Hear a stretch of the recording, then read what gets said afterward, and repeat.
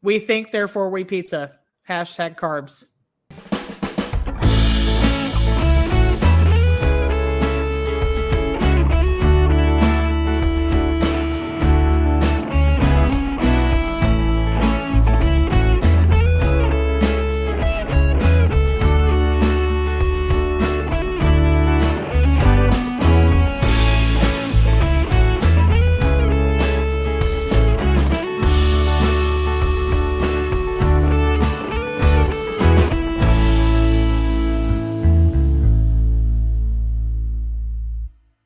As a chef and a person who loves all kinds of food, I'm always looking for ways that I can emphasize quality over quantity without feeling like I'm missing out or depriving myself of the things that I love. And I love pasta. Carbonara, mac and cheese, primavera, cacio e pepe, you name it and I'm all about it. That's why I choose Bonza. Bonza is the pasta made from chickpeas, which means it has more protein, more fiber, and I believe more flavor than regular old pasta. Seriously, if you go in my pantry right now, there are 2 boxes in there awaiting their next culinary adventure. Bonza has over 12 different kinds of pasta, including penne, rotini, elbows, and cavatappi, which is my favorite, because all of those curves and ridges hold even more delicious sauce. Bonza also makes pizza crust, which tastes too good to believe that it comes from peas. You can find Bonza at Whole Foods, Target, and Walmart.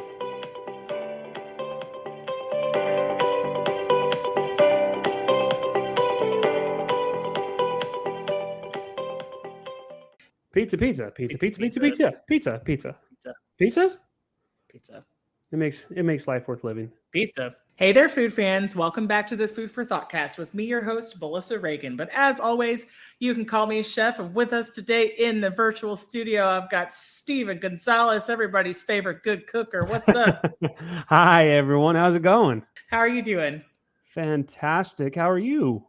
Oh, fantastic. I just finished a very fancy, healthy lunch of a half a chocolate chip cookie and about 4 cold French fries. So on that note, right, I have to ask you, what was the most amazing thing you cooked this week? That's a good question. Yeah. You know what? I made a brisket the other day, and for being a select brisket, it actually came out really tender, real juicy. So what I like to do, because you get tired of just flat out brisket sandwiches and brisket tacos, so we diced it all up, and then we did like brisket fries, some awesome cheese and guac and pico and all that. Man, that was so good. Oh, that sounds so good right now. Yeah. Did you say nice heavy meal for all this hot sun that we're getting right now in West Texas? So what kind of foods have you been eating when it's this hot? I mean, I still eat my nice heavy meals just because that's what I'm craving. Fortunately for me, I will eat either like rice and proteins and vegetables. We'll do like the sheet pan meals where it's just like vegetables and a good lean protein. But on my days off, I'm still eating heavy. I'm still eating like the heavier red meats like the brisket and the barbacoa and all that fun stuff. Only Really? because I am a glutton for punishment and I like spending time cooking all that stuff, So even if it's like 110 degrees outside, I'm still eating something hearty. Why? Because I don't know. I just feel like it. So I misheard you. I think what you said was you're a glutton for punishment and you like having the meat sweats. Is that right? Basically, yes. Those brisket fries sound amazing, and now I'm super jealous. I got to figure out something better to do for dinner. I have no idea what I had planned, but I think it involves ramen or something. I got to figure out something. Having a nice healthy salad tonight, which I'm not disappointed in. I love it.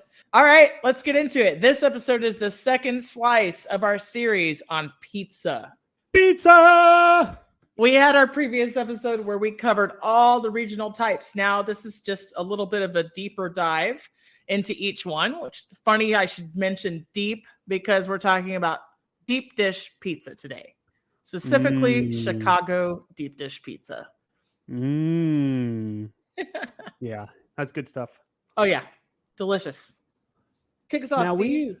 Now we talked about our opinions on the deep dish. Refresh me. What is your opinion and take on a deep dish pizza? So pizza. The pizza. So I haven't had as much of traditional deep dish as I would like. My exposure is mostly Uno's Pizzeria, which is a chain. Right. So, I liked it.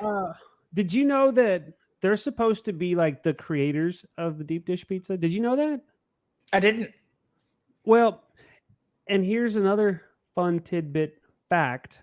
Guess who worked at Uno's Pizza? And I mean, so there's a lot of different theories of it, but guess who worked there and was one of the chefs who created the deep dish pizza? I have no idea, man. I'll give you a hint. His name rhymes with Lou Malnati. I just gave it away. Oh, really? Wow. Yeah, apparently he worked at Uno's Pizza. Now I really don't know the validity behind it, but I read that on the internet, and if it's on the internet, it must be true. It must Kind be of like true. if it's on Facebook, then it's Facebook official. Of So course. I should put that on one of my posts, and then it'll be real and true.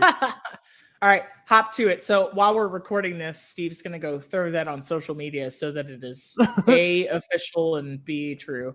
Oh, no, I better do that right now. I don't know how well I am at multitasking, but we're about to find out. Yeah, do it. All right, so if you guys hear all this extended silence, it's because we don't know how to use computers. So. Right. All right, so Lou Malnati worked for Uno's Pizzeria, but Rudy Malnati Jr. says that he actually created the recipe for deep dish. What do you think? Yeah.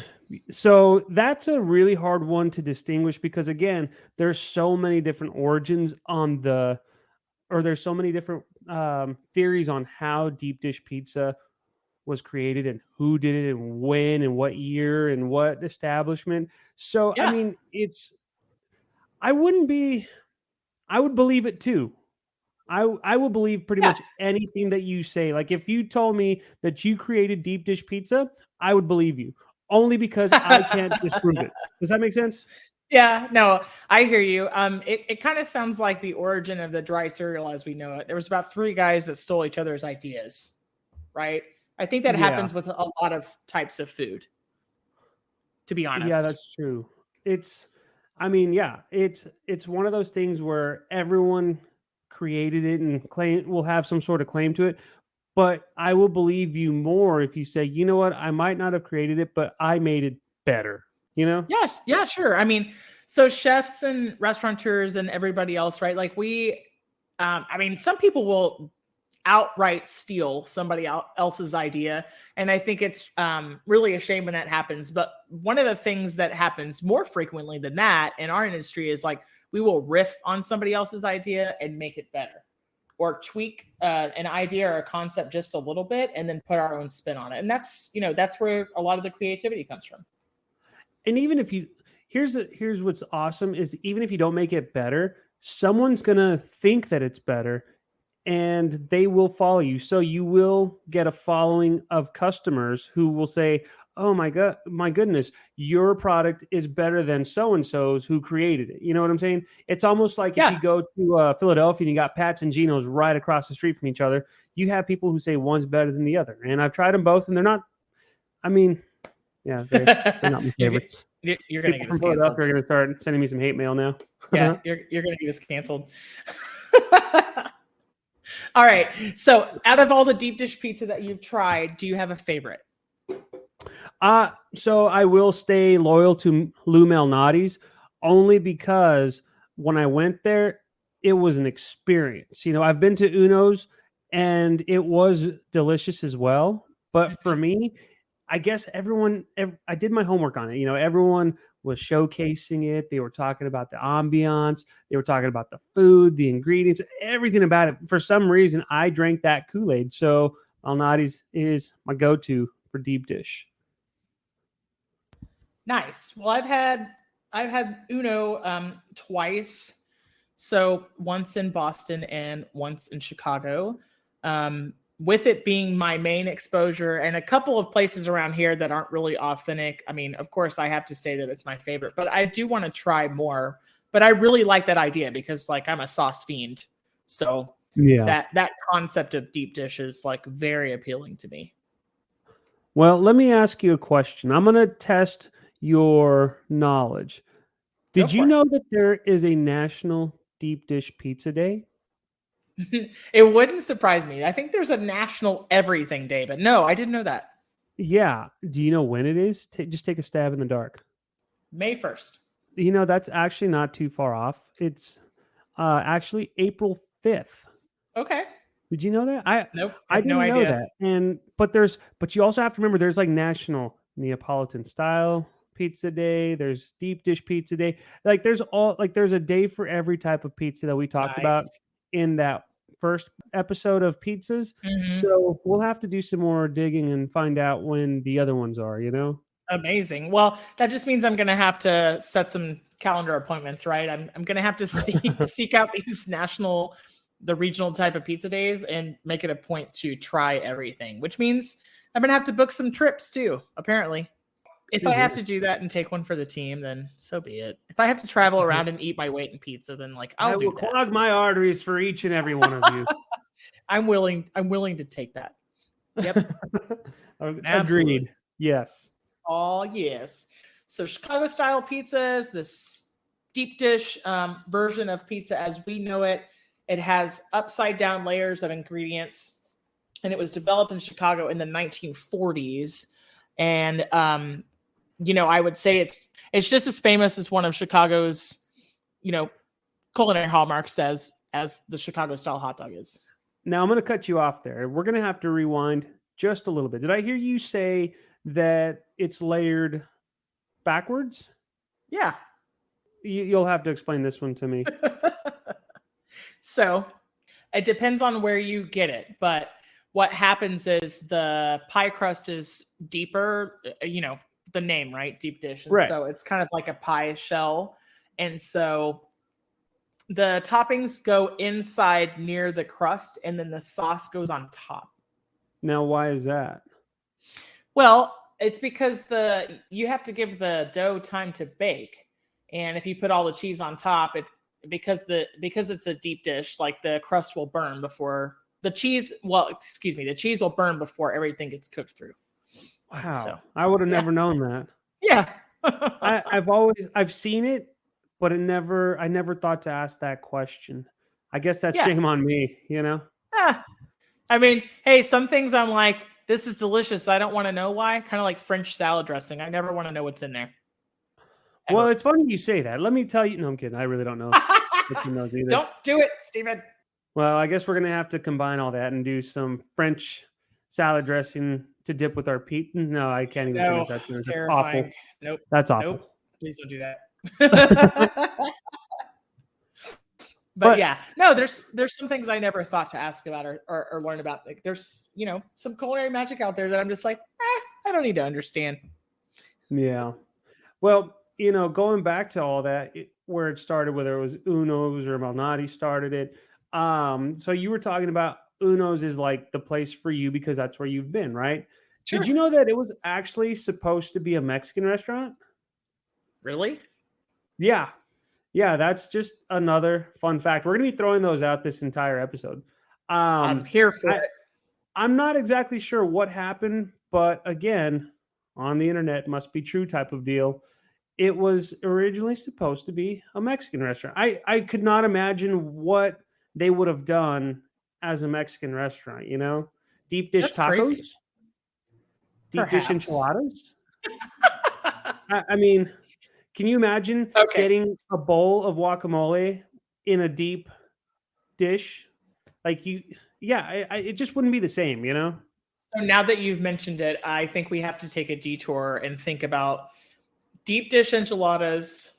I guess you stand the tortilla or you stand the enchiladas up vertically, maybe in a spring form pan, right? That would be extreme deep dish. That would be legit. Like 7 inches high. Same principle. You'd have to have your sauce on top, no cheese on top because then you'd burn it. But yeah, maybe you could finish it with like queso fresco or something. I'm so hungry right now. That would just be intense. It would, I'm glad there's no time machines, although I would love to go back in time because you'll never know like what could have been. What Yeah. could have been if we had a time machine and told them, no, you need to open a Mexican restaurant, not a pizzeria? You know what I'm saying? Yeah. It could have been like Uno's Panaderia instead of Uno's Pizzeria. Right? Maybe. Right? Um, I have listeners tell me often that they wish they hadn't listened to this podcast while they were hungry. And I just want to tell you guys, it's just as bad if you record it while you're hungry. I'm just saying. So, Yeah, I try to eat before we record. Doesn't always happen, but self-control does not always happen. So after we're done talking about food, I usually go stuff my face. I totally understand that. I think I'm going to have to go find some deep dish tonight. So it looks like in Dallas, one of my options is Grimaldi's, which is traditional from Brooklyn. I was gonna say, aren't they like New York style though? Yeah, but I think they offer deep. I am not opposed to Grimaldi's. I would eat their pizza and I would do it again too. No shame in my game. The last time I went there, the pizza was okay. The service was meh. It doesn't look like they have deep dish. See, this is the problem with trying to Google who's got what, because the internet's a liar. We've already established if it's on the internet, like Facebook, it's true. Yeah. It's not official unless it's on Facebook or the internet. It looks like there is a restaurant here called The Taste of Chicago, and I'm going to have to go have their deep dish pizza. Do you have anything near you? No, nowhere near me. I'd probably have to drive 5 hours to Dallas or San Antonio, and I'm okay with that because then there's a lot more other restaurants that I could check out too. Also because #carbs. #carbs. That's right. So it looks like Taste of Chicago has both types of Chicago pizza. They have the deep dish and the tavern style. That's a little bit thinner. Fun fact, Whataburger got bought out by a company out of Chicago. So my next question to you is, when is the first deep dish pizza going to come out of Whataburger? I don't know, but if it doesn't have like spicy ketchup something, I'm going to be really disappointed. It's going to be a deep dish burger. I'm down. Do you like cheeseburger pizza? In there, onion rings, and they're gonna put ketchup on top so that way the rest of the burger doesn't burn or something like that. Yeah, it'll be something ridiculous, I'm sure. That's funny. It is funny. I remember so many people were disappointed in that one, but I was indifferent because I like Chicago and I like their pizza and I like Whataburger. Hey, as long as we have the food to keep eating the foods, like if none of those other things bother me. I just want the food. That's it. Yeah. You know what I mean? That's what it's all about. Exactly. So do you want another fun fact about National Deep Dish Pizza Day? Yes, I do. Okay. Did you know that an Italian study found that eating pizza once a week may lower the risk of esophageal cancer? Not buying it. Maybe because the antioxidant lycopene is found in the tomato sauce.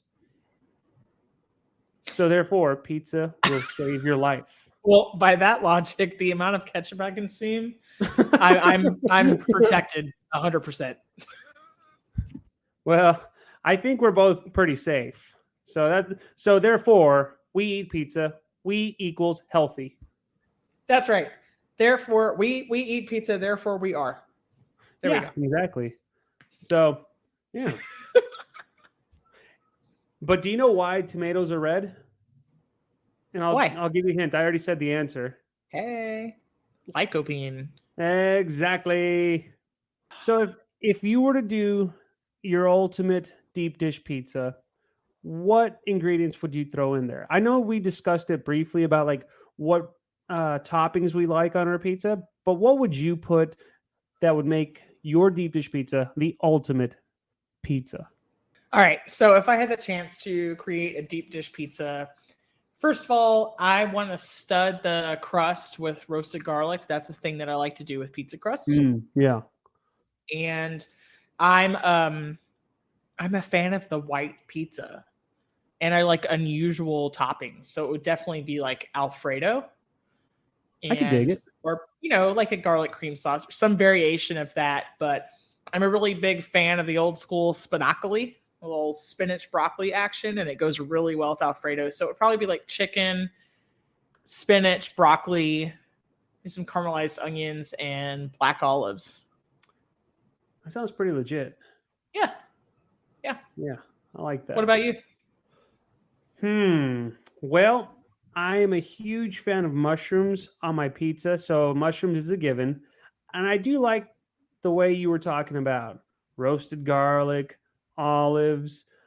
I I don't mind the chicken on pizza, but I like to keep it more like the fresh Italian sausage, stuff like that, you know? And I would probably have to have extra oregano in my pizza sauce to complement all those vegetables, all the like the anise kind of flavors that you get out of like your traditional Italian sausage, things like Yeah, that, the you know? fennel from the fennel seed. Yeah. Yeah, it took me a long time to cut around to that flavor, but I really like it. I can still do small amounts, but you know when you get too much and it's just a little extreme for you. So yeah, it's a strong flavor and it's also acquired. So a little bit goes a long way. Yeah, I mean, there's a lot to be said, right? About like, I like this one flavor, but then knowing how to use it appropriately, you know? Yeah, agreed. Yep. All right, so there's a couple more famous Chicago chains that came about in the 70s. One is still in business today. That's Giordano's. I've The never heard other of them. one is Nancy's. Ooh. They started stuffing the pizzas, and so they created their own riff on deep dish pizza. So these are taller, and they have another layer of dough covering a top. So it's like a pizza pot pie. So would that make it considered stuffed then if there's like another crust on top? Yeah, so they call it a stuffed pizza, and so it's like a double crust, pie basically. It's like if you were Okay. making an apple pie and you put a crust on top instead of like streusel or something like that. Okay, because I was gonna say, well, I mean, aren't you technically already stuffing it? Yeah, I mean you're stuffing it with flavor, Stephen. Stuffing with more and more flavor. Okay, so I'm gonna nerd out for a second. Do it. Back in the colonial days, when people were first creating pies, did you know that they would actually call them puddings if it only had the bottom crust? So the only way it could be considered a pie by definition is if it had a crust on top. Interesting. Yeah. But that was if it had meat in it. That if you got into the fruit desserts, then there's all sort of things like grunts and buckles and cobblers and crisp, and everything has Ooh. different like definitions depending on what the topping's made out of. Huh. So yeah. Now my sweet tooth is starting to kick in, so I know what I'm getting after we're done. Right. But pizzas were traditionally called pies. That's how they started out because they were round in shape and had a crust. And so it's just one of those terms that's been used and changed and stretched and repurposed over the years. But yeah, my food nerdiness really knows no bounds. That's not a bad thing either, you know? Do you know what the most popular pizza topping in the United States is? Is it pepperoni? It is pepperoni. But do you know what the most popular pizza topping in Chicago is? I'm gonna have to say sausage. Yeah, it's Italian sausage. Oh wow. Mm-hmm. I mean, it's one of those things where it's kind of like an obvious thing, but you know, it's not always right just because it's obvious, you know? Yeah, absolutely. I mean, there was there's those polls that come out from time to time that ask everybody what like the most popular condiment is in the United States. And sometimes, depending on the year, you might get ranch as an answer. Sometimes you might get ketchup. And then it really just depends on, where the data is coming from. But I've seen ranch at the top, ketchup, and pecani sauce. Or salsa. Right. So my question would be, since you were talking about like sweets and stuff like that, do you think that they would make a deep dish like dessert pizza? So I have two answers, right? Or it's a two-part answer. I think that people will make it, but I don't think it probably qualifies as authentic Chicago style. You know what I mean? Okay. I mean, I So could see like an authentic, Chicago style would have to have like the sauce, the cheese, and all that stuff. But yeah. I mean, like you go to certain places and they have dessert pizzas. I'm surprised they haven't done like a dessert deep dish pizza at like Uno's or Lou's or anything like that. You know? Yeah, absolutely. And so deep dish actually falls under this larger umbrella of pan pizzas. So it's pizzas that are baked in a deep dish pan, in other words, or a sheet pan. So like Chicago's is round. We talked about Detroit. It's in a square or rectangle. And then you have like a Sicilian, but the most popular example of this is Pizza Hut, the personal pan pizza they invented in the 1960s, right? So Right. it's, the sides of the crust become crispy because they use oil to coat the pan to keep it from sticking. So it has this like little crispy edge. And those places are all about some dessert pizza, right? Yeah. Yeah. Interesting. So Hmm. there you go. So pan pizzas, then you dig deeper into that and you've got Chicago style. But then Chicago Yeah. has this tavern style pizza. Well, you mentioned Pizza Hut just a moment ago, and I was looking them up, and they have the largest pizza ever. It's the Guinness World Record. They've got the record for the largest pizza, which measures about 13,000 feet, and it was Oh, wow. achieved by I guess someone named Eric. I guess he's like a YouTube sensation or something like that, or Wow. personality. And he paired up with Pizza Hut, and they made the world's largest pizza. And so I started thinking, well, I wonder what the biggest deep dish pizza is. And I don't think there's a record for the biggest deep dish pizza. So Wow. it sounds like we're going to have to make one. Challenge accepted. I mean, I don't think there's anything bigger than like your 16-inch, unless someone's just gone completely mad and made a giant pizza. But it sounds like we might have This to do that. almost sounds like you need something the size of a kiddie pool. So I'm That going to get on that. wouldn't We're be going to that. set the record. My question would be like, how in the hell would you cook that pizza? You'd I don't know. obviously have to have an oven that's, pretty big, but what would you do? Well, there are those places around like Dallas. Dallas has a couple of the places that make like the ridiculously big pizza. I think more of the challenges. So obviously they have somewhere to cook it, right? But I think more of the challenge is like coming up with a pan. Or probably have to custom design it. Yeah, You know what I mean? that's true too. Hey, so Chicago has two types of pizza that it claims as its own. So we were talking about deep dish, but they also have tavern style. And they call it that because at the end of the Prohibition era, at the end of the Prohibition era, the local bars started serving pizza that could be easily served on like a cocktail napkin. So this is where you get your square cut pizzas. So this is a thin crust cut into squares, or it's like the party cut, right? And so that's two extremes. That's Uh-huh. two way different extremes for one city. That does make sense as far as like the shape and all that. Oh yeah. I mean, I love a pizza cut into squares. What do you think? Because then I can have like, you know, 15 pieces, but it's really not. Yeah, but the problem though is the best part is the crispy outside. Everybody knows that. So what if you get a piece that was from the center? You don't quite. Well, It's not the same. I think Chicago's fixed that because their tavern style pizza, as opposed to the deep dishes, it's like a very traditional for to have a cracker crust. So they focus on getting that crunchy all the way through. So I like brownies, lasagna, mac and cheese, and things like that. I like edges and corners. So I think Yeah, probably tavern style would be the way for me to go if I was eating Chicago pizza. makes sense. Yeah, So for sure. going back to Pizza Hut having the world's largest pizza, it was, let's see, what's made with 13,653 pounds of dough. Let's see.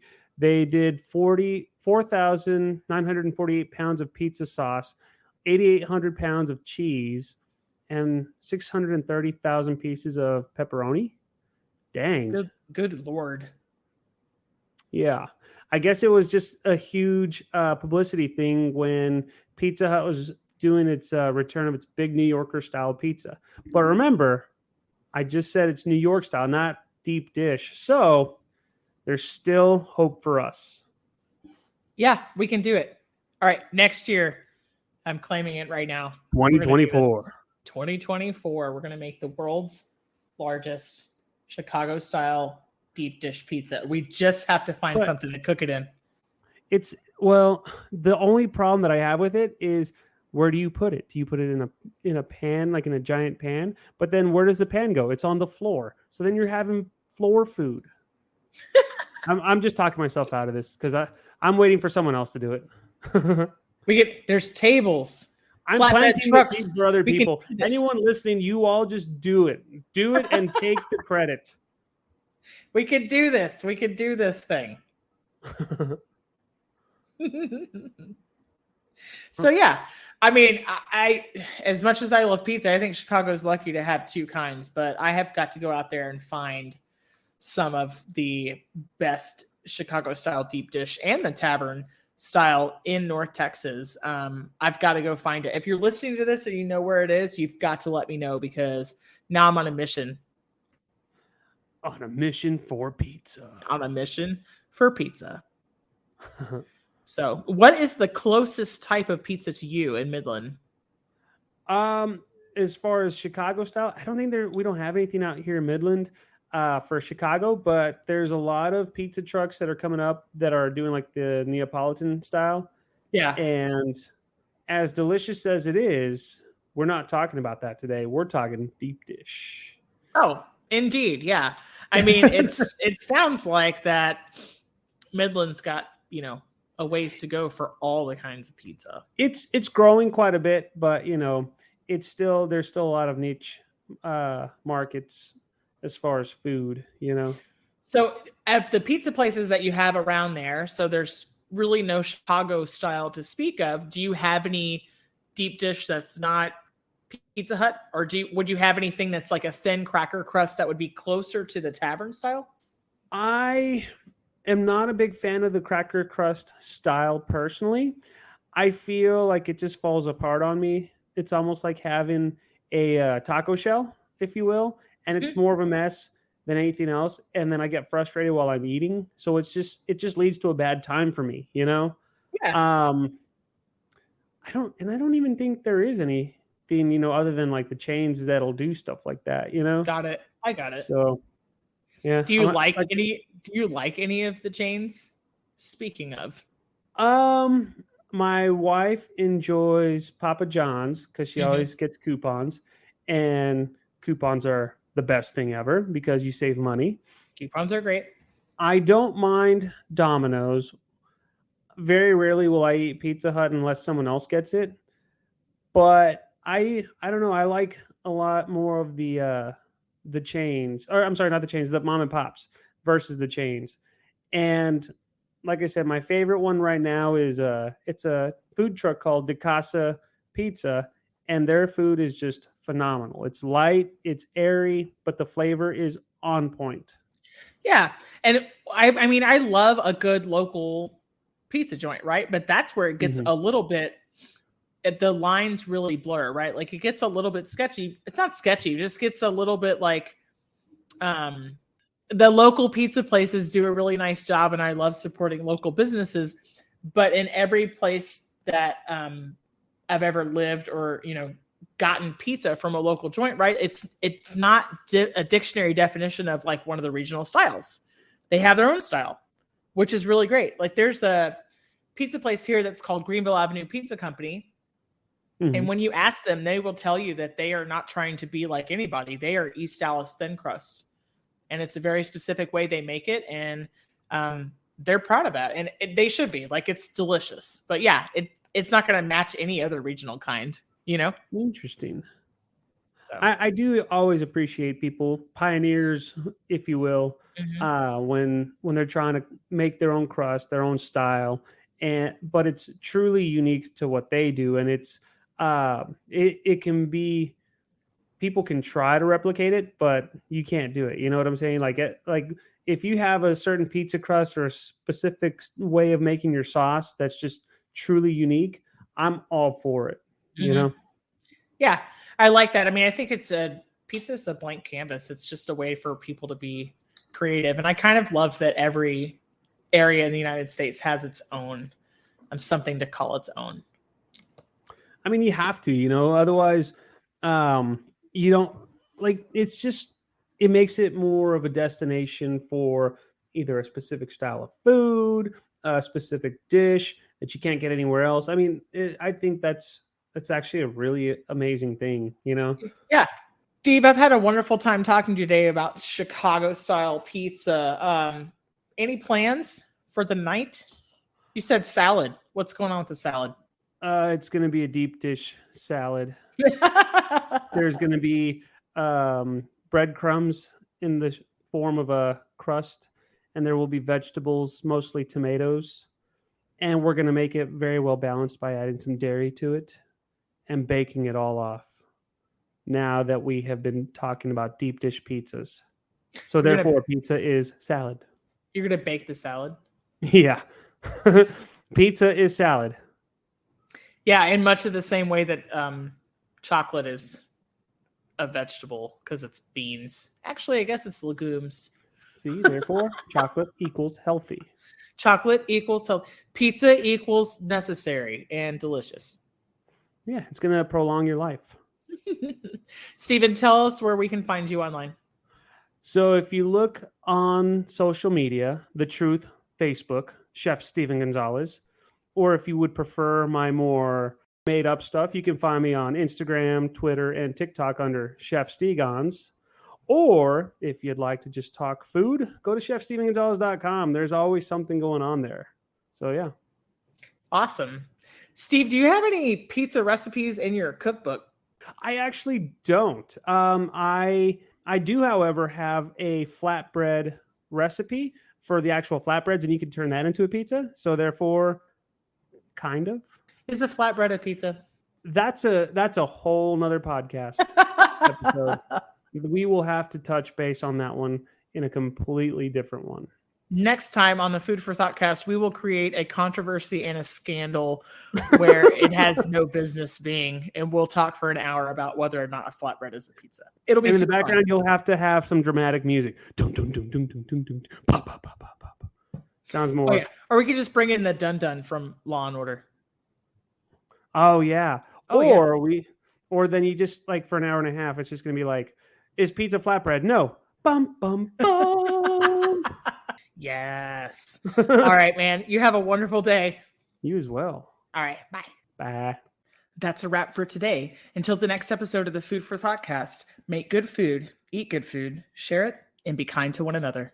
I love pizza, and pizza loves me, so my life is complete.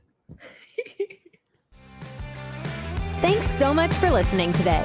You are part of what makes us special, and we are so glad you joined us. Don't forget to rate, subscribe, and leave a review. Just like food, delicious podcasts are better when you share them with others. Come back for seconds wherever podcasts are served, and we'll catch you in the next episode of the Food for ThoughtCast.